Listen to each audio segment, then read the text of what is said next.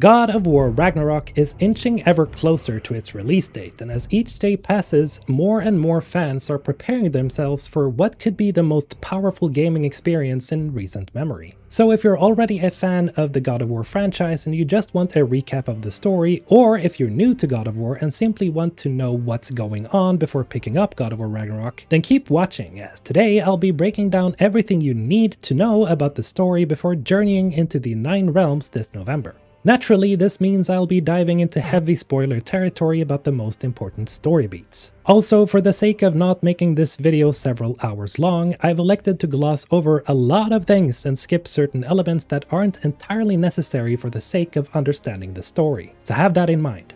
But if you guys would like more in-depth videos about stuff that I'll be skipping over, tell me about it in the comments below. Now, what better way to start this video off by talking about the God of War himself, Kratos. Now, in normal circumstances, Kratos doesn't need a lengthy introduction. Why? Since he's one of the most famous video game characters on the planet, often considered the mascot for PlayStation.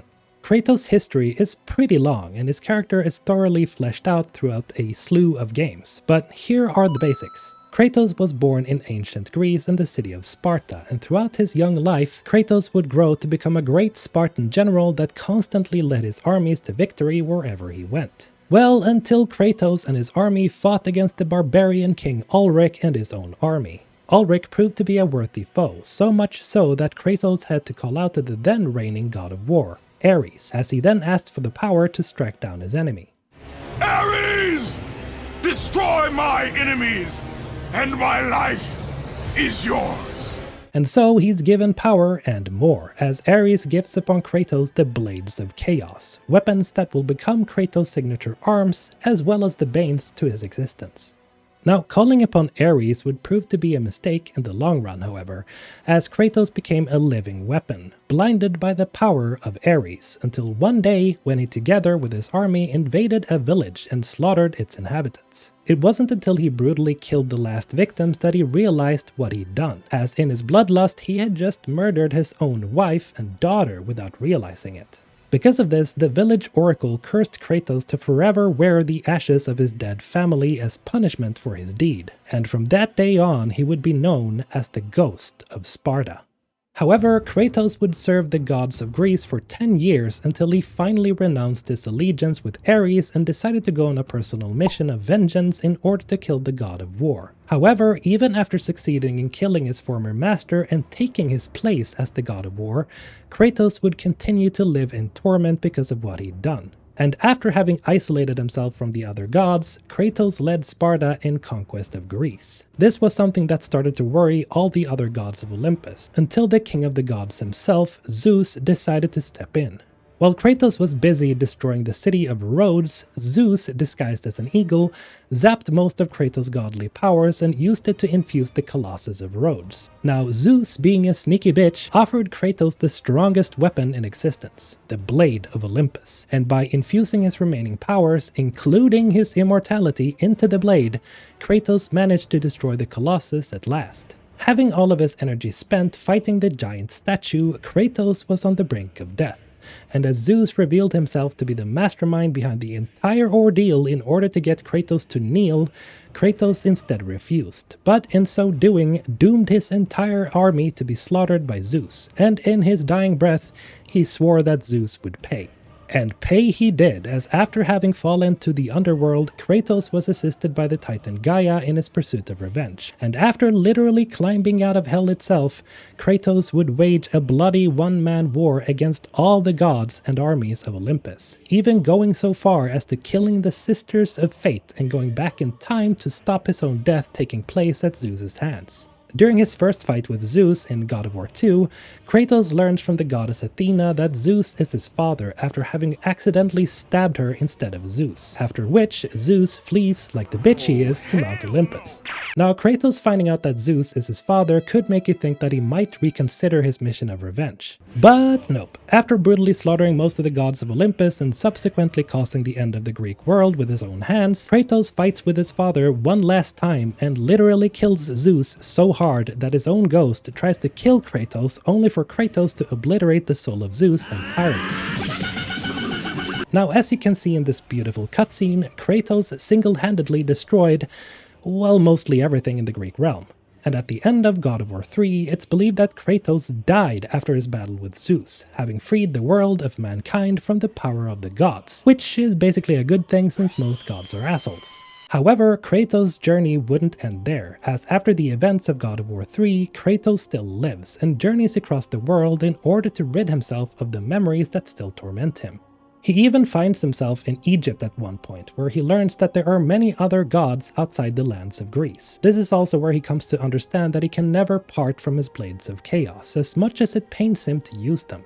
Now, in the official novelization for God of War 2018, it's revealed that at some point during his travels, Kratos encounters 3 wolves and a woman named Faye. Now, it's unknown if Kratos is knocked unconscious by the wolves or not, but he gets carried by the wolves to Midgard. And after arriving in Midgard, Kratos and Faye fall in love, whereby they soon conceive a son, Atreus. Now, Kratos wasn't really a loving, doting father to Atreus, as he was often out in the wilderness hunting or tempering his anger and fury against wolves, trolls, and other dangerous creatures. And this coldness towards his son is put on full display in God of War 2018, where we once again take the reins of an older, wiser Kratos who's now in mourning of Faye, who passed away for a yet unknown reason. However, as Faye's last wish was to have her ashes spread from the highest peak in all the realms, Kratos and Atreus decide to venture out in order to honor her wish. During the starting hours of the game, Kratos and Atreus are visited by a man only known as the Stranger, who at first seems to know about Kratos' past. Now, his past history as a violent god that brought death and destruction to the realm of Greece is something that Kratos wants to keep under wraps, as he obviously doesn't want it to affect his son. And so, being a person that does not take threats lightly, he gets in a violent brawl with the mysterious Stranger, which results in probably one of the most epic and cataclysmic fight sequences in video game history. When Odin sent me here, I just needed answers, but you had to act all proud. Throw whatever you have at me, I'll keep coming. In the end, Kratos snaps the Stranger's neck and stands victorious. Badly wounded, he walks back to his house, but with more questions than bruises. And so, after a brief discussion with his son, Kratos and Atreus start making their way to climb the highest mountain in Midgard.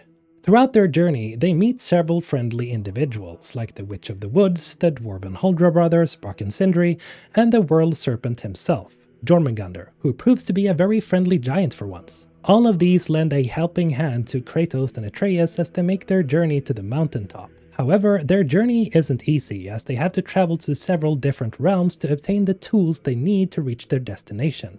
After a brief visit to the realm of elves, Alfheim, Kratos and Atreus finally managed to reach the summit of the mountain, where they realized that the mysterious Stranger from before was still alive and none the worse for wear. And together with said Stranger were 2 other individuals, and they were all searching for Kratos.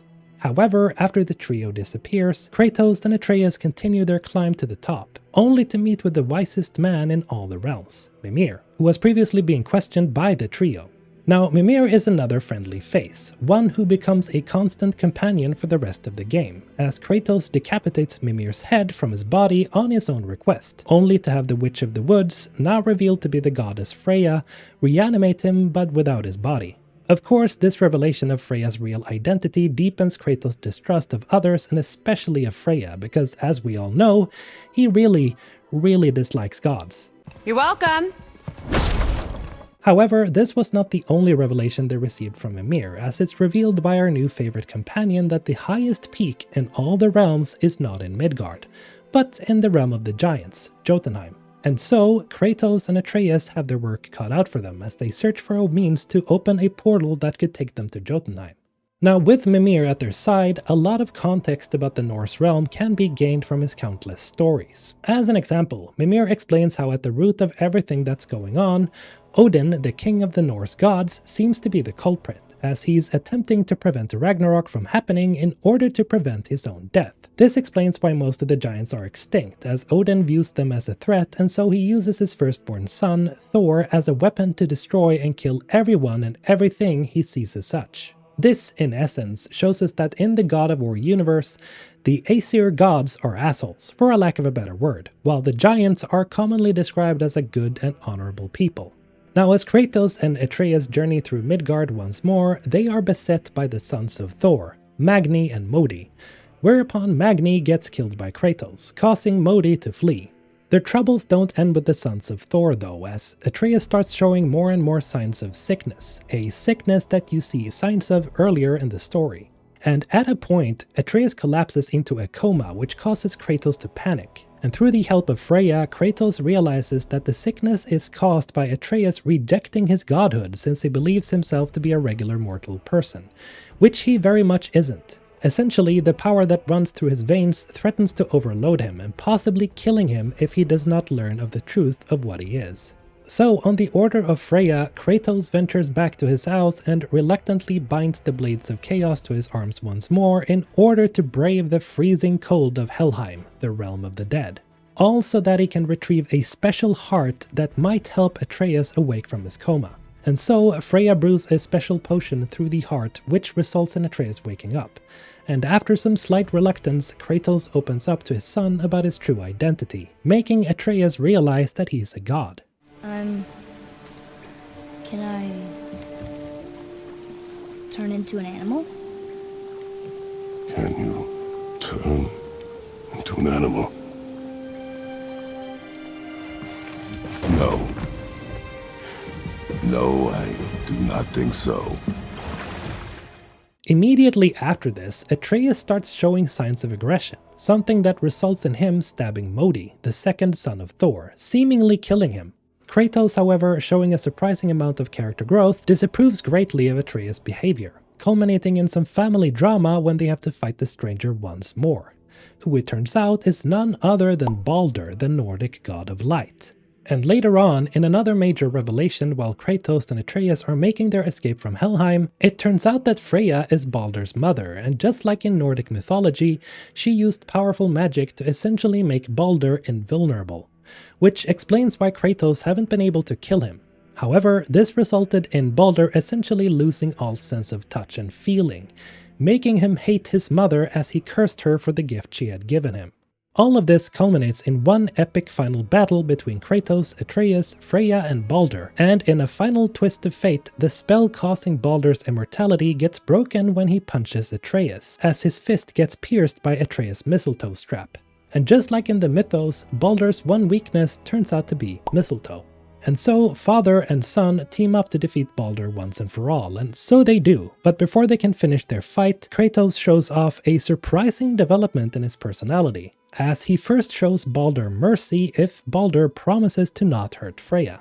However, Balder does not take up on Kratos' generosity and decides that he wants to murder his mother for what she did to him, even after his fight with Kratos. And before he gets to fulfill his wish of finally killing his parent, Kratos grabs hold of Balder and kills him.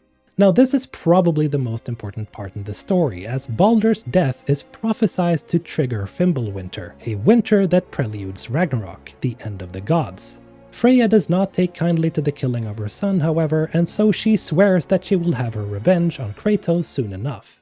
In any case, Kratos and Atreus finally manage to make it to Jotunheim, where they discover the last bastion of the giants. This is also the place where the pair discover that Faye had been hiding some pretty big secrets, the most important being that she could see the future.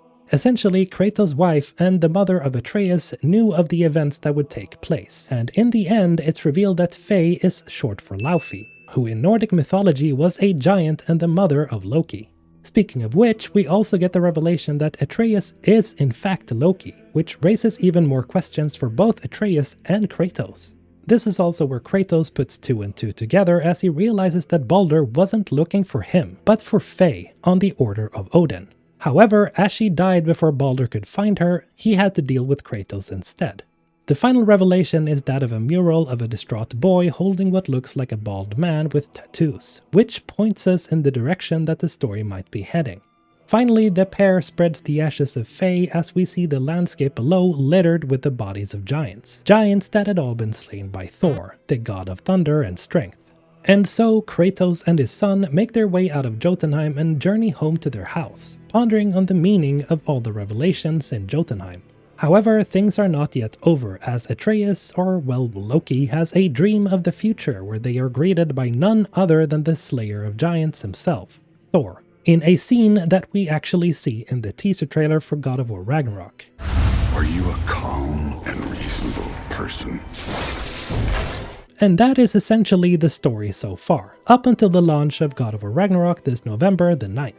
Remember to leave those thoughts and suggestions down below, and thank you for watching, and as always, have a great day.